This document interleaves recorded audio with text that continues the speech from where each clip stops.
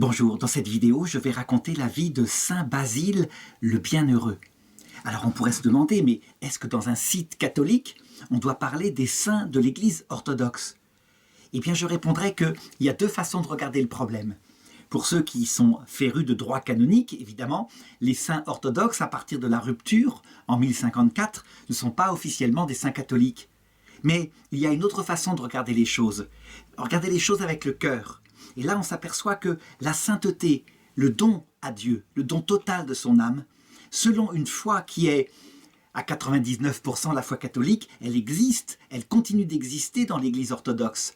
Il faut se souvenir, d'abord, que l'Église orthodoxe, c'est l'Église d'Orient, c'est-à-dire l'Église qui était dans l'Empire romain d'Orient, et elle nous a donné les 7 premiers conciles œcuméniques. Ça veut dire que la foi était pensée, réfléchie, avec des grands docteurs de l'Église, tandis que nous, dans l'Empire romain d'Occident, eh bien nous étions un petit peu barbares en comparaison. L'Empire romain d'Orient avait gardé toute la philosophie grecque d'Aristote, et ça lui permettait de penser la Trinité, mais aussi l'être du Christ. C'est ce qu'on appelle la métaphysique. L'Église d'Occident, eh bien, elle devait se bagarrer avec les invasions barbares. Si bien que la foi catholique, même si elle a gardé une chose essentielle, le magistère du pape, qui est revêtu par Jésus, quand il s'exerce pour définir la foi et la morale, d'une protection infaillible.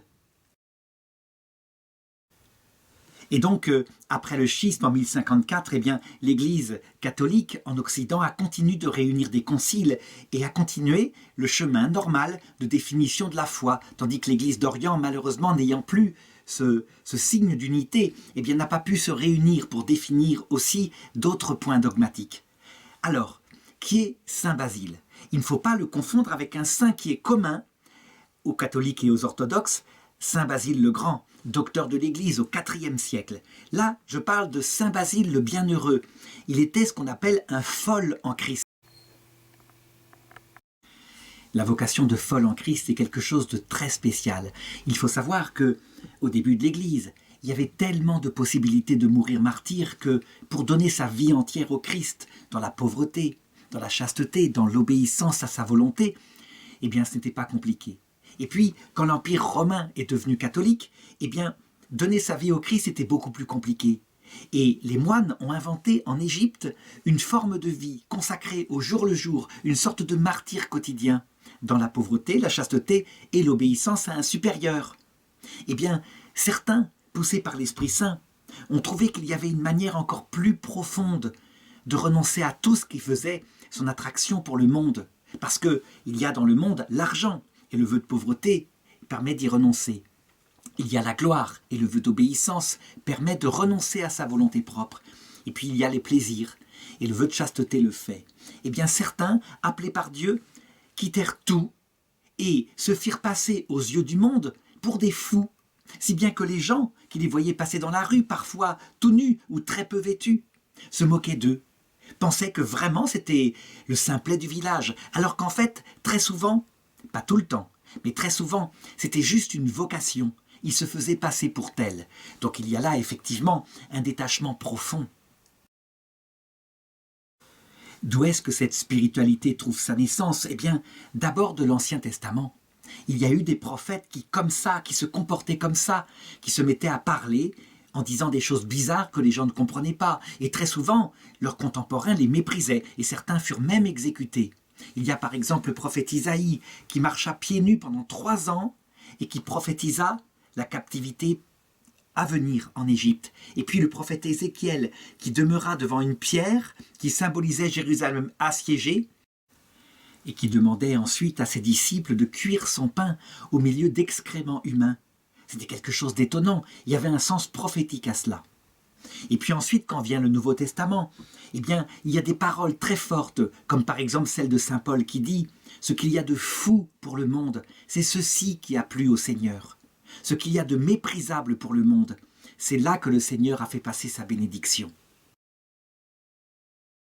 Alors il faut bien comprendre qui est Basile le Bienheureux.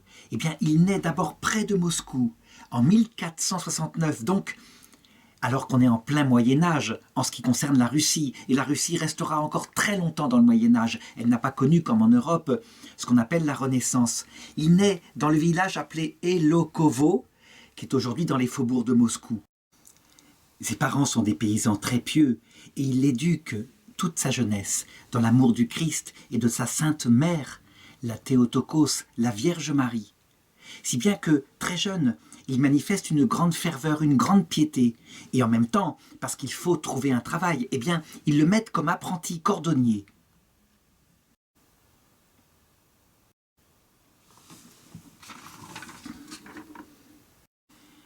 Et c'est à cette période-là que non seulement on remarque sa piété, mais que commence à se manifester en lui ce qu'on pourrait appeler des phénomènes prophétiques. Par exemple, un jour, chez son patron, un homme riche vient pour commander plusieurs bottes pour plusieurs années. Comme ça, il en aura en avance.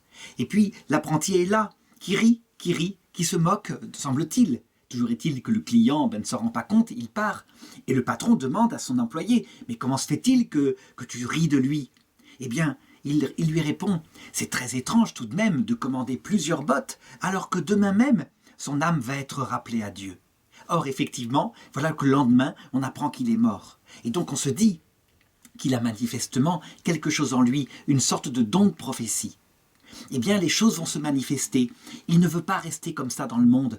Il veut se consacrer au Christ. Et donc, à partir de l'âge de 16 ans, il quitte son emploi d'apprenti et il se met à parcourir les routes comme un fol en Dieu. Il part vers Moscou et il se met à mendier dans la rue. Il se promène, que ce soit l'été ou l'hiver, avec des vêtements absolument des frusques. Et on peut dire qu'il ne porte sur lui qu'une bande de tissu qui cache sa nudité. Mais sinon, il est là. Et alors, les gens se demandent qui il est. Est-ce qu'il ne serait pas un fou de la campagne, un de plus, un de ces gens qu'on voyait à l'époque parce qu'il n'y avait pas d'asile psychiatrique. Mais on se rend compte qu'en même temps, il consacre toute sa vie au Christ. Les habitants de Moscou connaissent déjà cette spiritualité monastique et donc ils ne s'en moquent pas. Ils ont plutôt du respect et ils donnent à manger comme ça. Par exemple, on a un ambassadeur qui est un ambassadeur anglais en Russie au XVIe siècle qui s'appelle Giles Fletcher et qui a écrit qu'à Moscou, il est courant de voir certains ermites qu'on appelle des saints qui vont entièrement nus avec un seul tissu par le milieu, avec leurs cheveux longs pendant sauvagement sur les épaules. Et beaucoup d'entre eux ont un collier de fer ou une chaîne au cou, même au plus dur de l'hiver. Ils sont considérés comme des prophètes et des hommes de grande sainteté, ce qui leur donne une liberté de parler sans aucun contrôle, de sorte que s'ils réprouvent quelqu'un ouvertement, eh bien la personne ne répond rien, mais dit que c'est pour racheter ses péchés. Et les gens ne vont pas se tromper, ils vont vite considérer Basile comme un de ces folles en Dieu, un de ces ermites. Et c'est vrai, quand il est au milieu de la foule, sur les marchés, il est là, tout recueilli en lui-même, et il garde un silence aussi profond que s'il était un ermite dans le désert d'Égypte. Quand on lui pose des questions, parce que des gens insistent pour lui parler, eh bien, il répond lentement, comme s'il bafouillait. Et donc, on a l'impression qu'il simule la folie. Mais en fait, ce qu'il dit est très souvent très profond. Il parle aux gens de choses qui leur paraissent superficielles, comme les récoltes, le marchand, le marché, etc. Et en fait, il raconte leur propre vie. Les gens sont stupéfaits parce qu'ils ont des réponses dans des choses anodines qui semblent leur avoir dit. Alors ils notent ce qu'ils ont fait. Et puis, il y a parfois des phénomènes étonnants. Par exemple, un jour, il arrive au marché à Moscou et il se met à casser avec son bâton des cruches de kvass. C'est une boisson fermentée à base de pain noir. Alors les marchands qui le connaissent ne protestent pas. Et puis, on apprend un peu plus tard qu'en fait, ce kvass en question était mal préparé et que donc il était empoisonné. Une autre fois, il s'attaque au pain d'un marchand qui est là et il jette les mie de pain par terre. Donc pareil, geste de folie.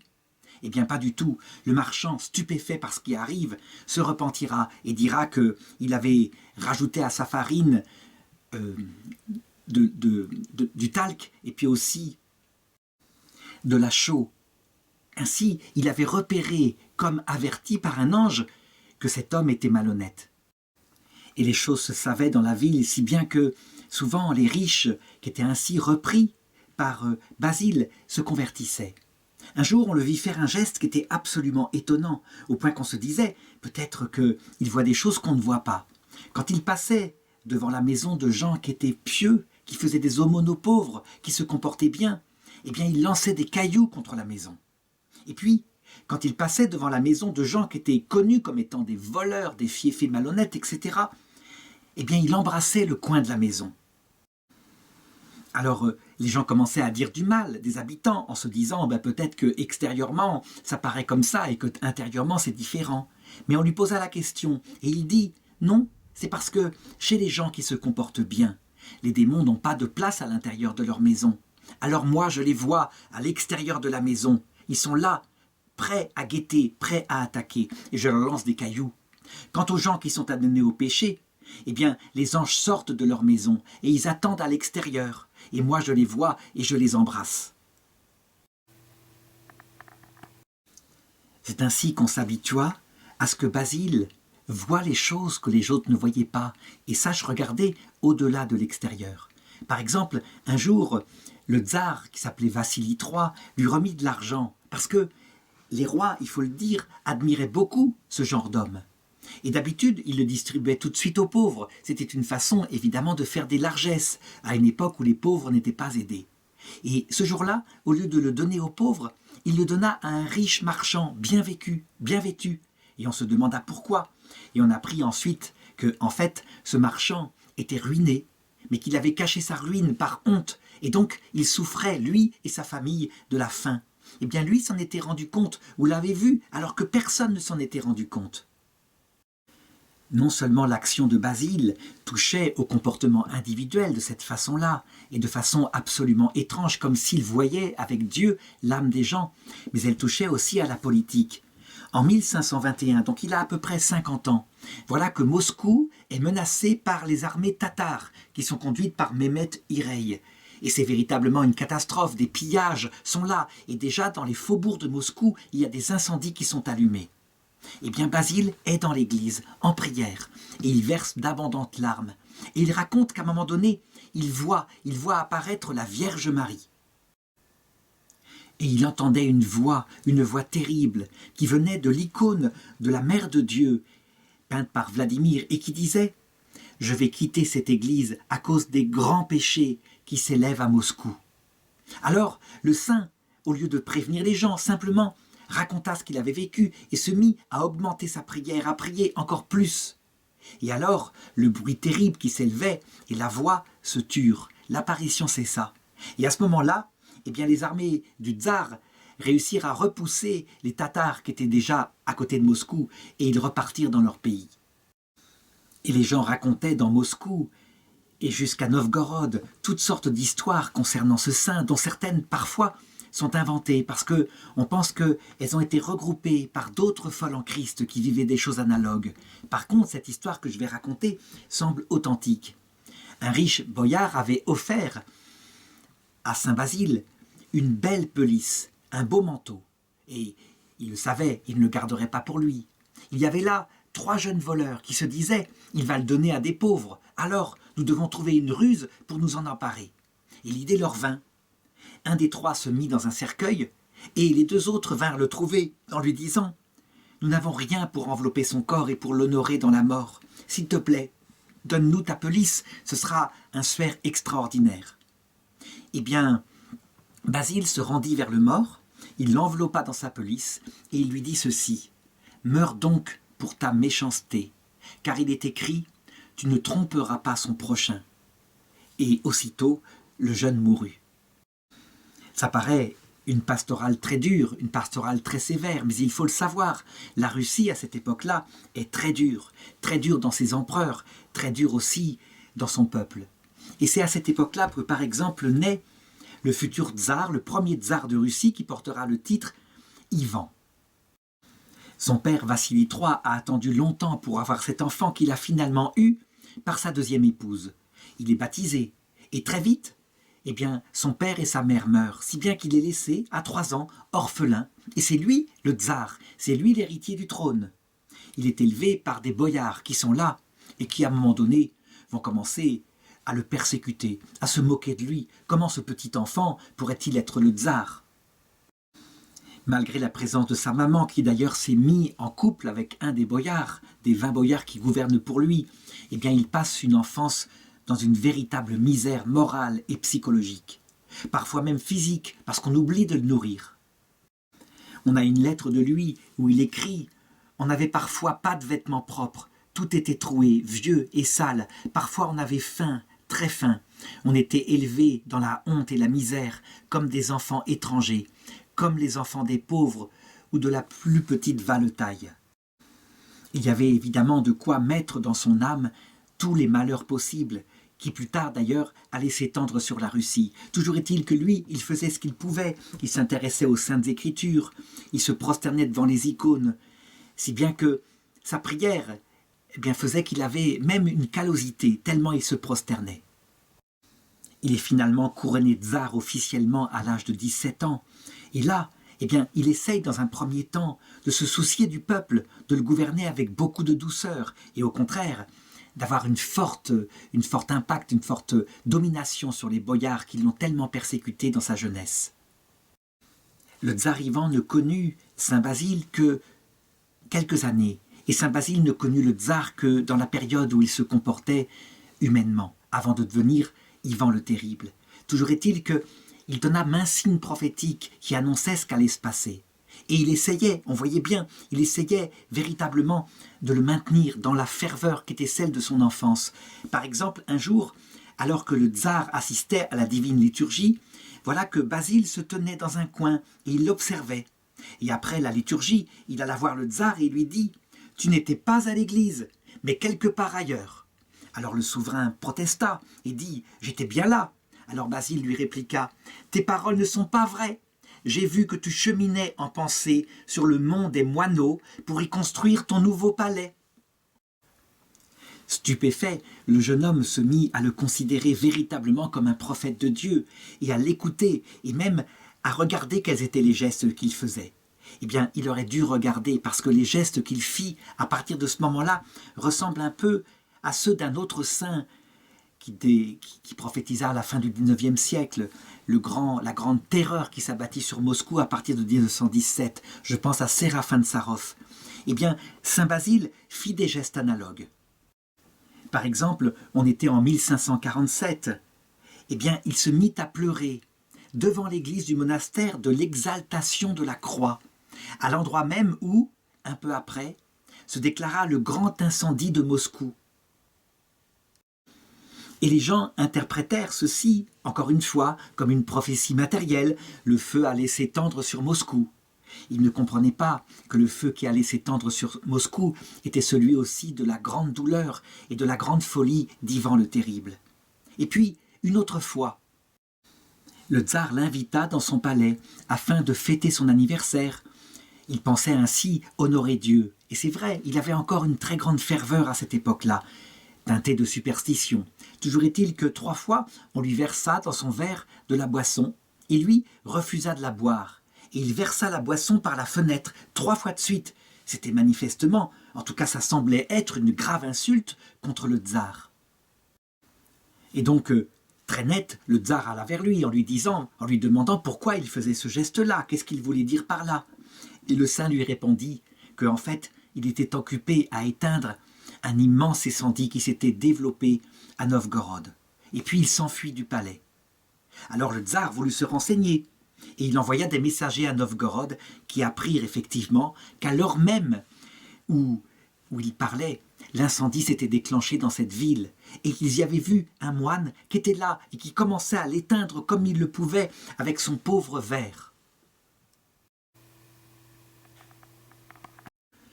On est probablement là en face d'un phénomène qu'on appelle bilocation, quelque chose qui est rare, mais qui n'est pas inconnu chez les saints, aussi bien en Orient qu'en Occident. Ça consiste à être en 2 endroits à la fois, véritablement, pour aider quelqu'un. On peut se souvenir par exemple de la bilocation de Saint Martin de Porres, qui était dans son monastère en Amérique du Sud, et en même temps qui sauvait des marins qui se noyaient, parce que leur bateau venait de rentrer dans un récif. On a aussi Mère Yvonne Aimée de Malétroit, qui pendant la Seconde Guerre mondiale fut vue en train d'aider des gens qui se noyaient suite à la guerre, tout en étant dans sa prison ou alors dans son monastère du côté de Malétroit en Bretagne. Ce phénomène-là est une annonce de ce qui nous sera donné comme pouvoir dans l'autre monde, puisque nous serons revêtus dans la vision béatifique de la puissance même de Dieu, et nous pourrons aider sur la terre ou à l'heure de la mort au purgatoire des gens, plusieurs personnes en même temps. C'est le phénomène que, par exemple, duquel est revêtue la Vierge Marie, qui apparaît à chaque fois, chaque instant, à des milliers de personnes qui l'ont priée dans leur vie pour qu'elle vienne les chercher à l'heure de leur mort. En réalité, cette prophétie-là, cet incendie sur Novgorod, était encore une fois une prophétie ayant un sens bien plus profond que l'incendie matériel. Et le tsar Ivan le Terrible allait faire véritablement des massacres avec ces hordes qu'il avait inventées, des massacres de boyards dans cette ville-là aussi. On a dit que Basile avait parfois maudit en face l'empereur. En réalité, jamais il ne l'a fait. Il s'est au contraire comporté avec lui avec une très grande douceur, en donnant des prophéties comme cela que lui ne comprenait pas, mais en lui rappelant de toujours garder sa ferveur, et en le reprenant quand il ne la gardait pas. Et donc le tsar s'intéressait beaucoup à lui, et essayait d'écouter ses conseils. Il l'invita souvent, et un jour, il l'invita à la maison, et Basile était déjà très vieux et proche de la mort. Alors il lui annonça, en présence d'Anastasia et de ses fils Ivan et Fiodor, il lui annonça que ce serait Fiodor qui serait le prochain tsar, et c'est ce qui se réalisa beaucoup plus tard.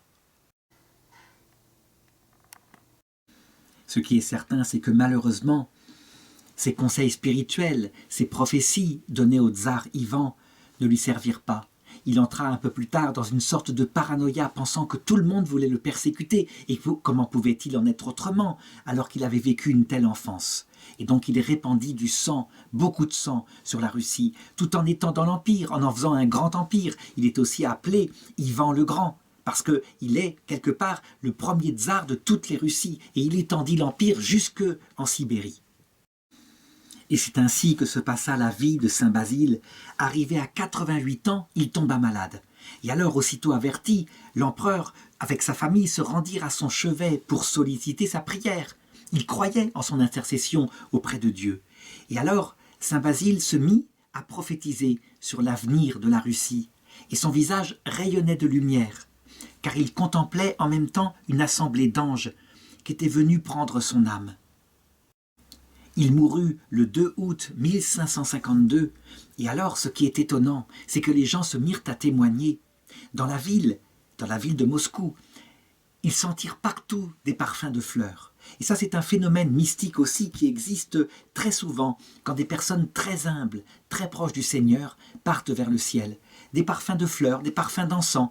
Du coup, comme ça se produit aussi dans l'Église d'Occident, on a parlé de mourir en odeur de sainteté.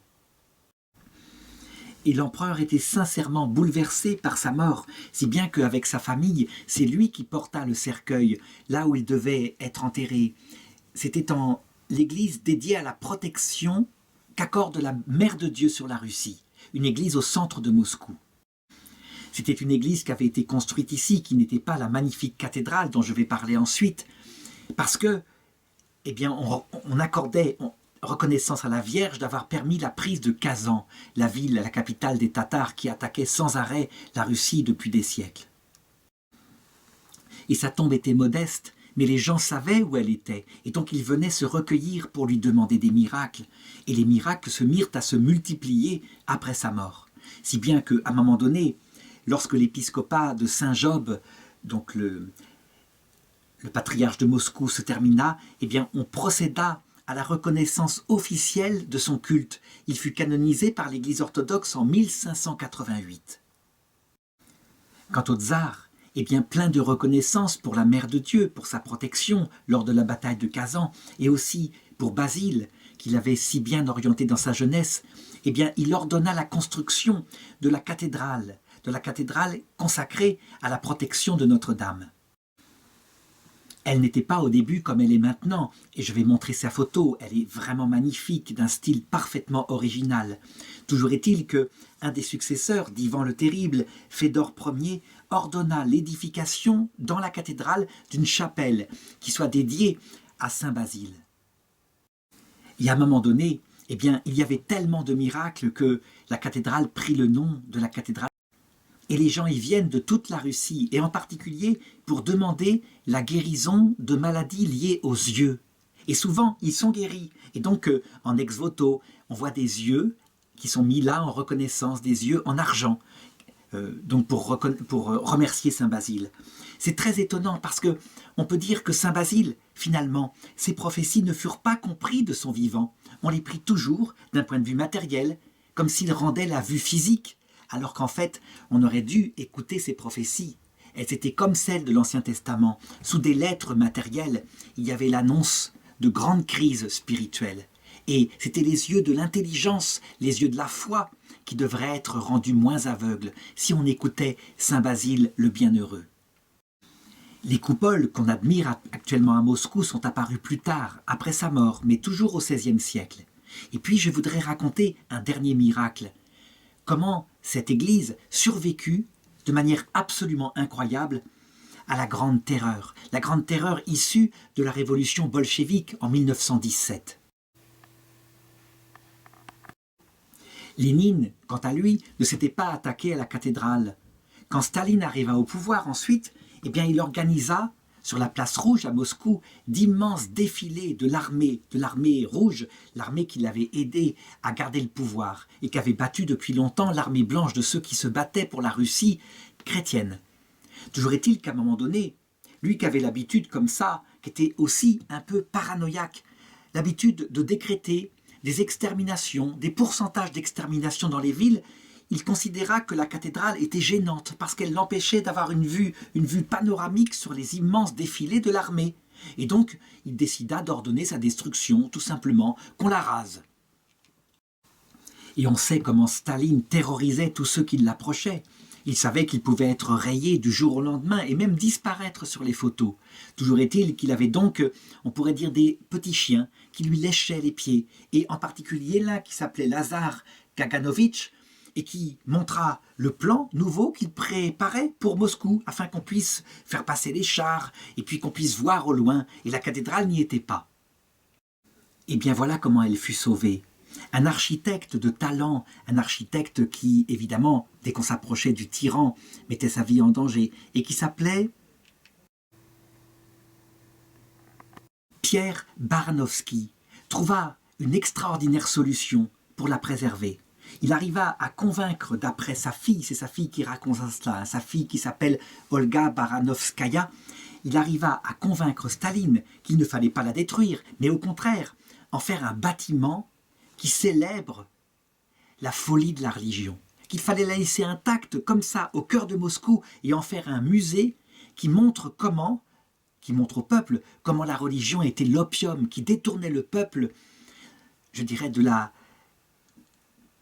en vue d'une vie qui n'existait pas, une vie surnaturelle qui n'existait pas, qui le détournait et lui faisait accepter sa misère sur terre.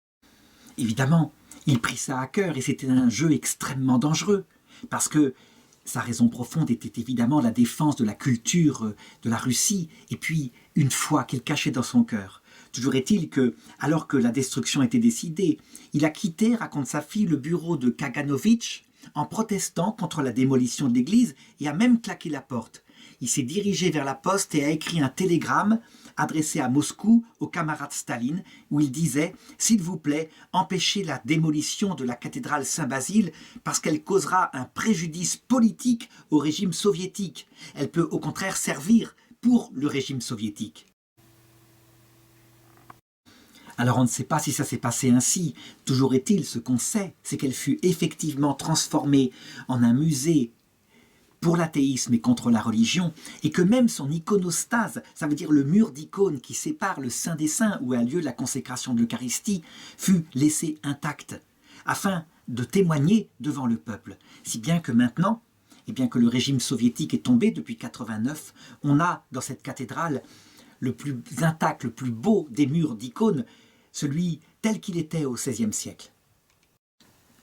En 2020, où je fais cette vidéo, on peut dire que la Russie est redevenue un pays officiellement croyant, chrétien, donné au Christ. Évidemment, d'autres épreuves attendent. La foi ne durera peut-être pas tout le temps, les générations passent. Eh bien, il serait utile de prier Saint Basile, le fol en Christ, celui qui manifesta que, en s'attachant à la terre et à la terre seulement, on est les vrais fous de ce monde.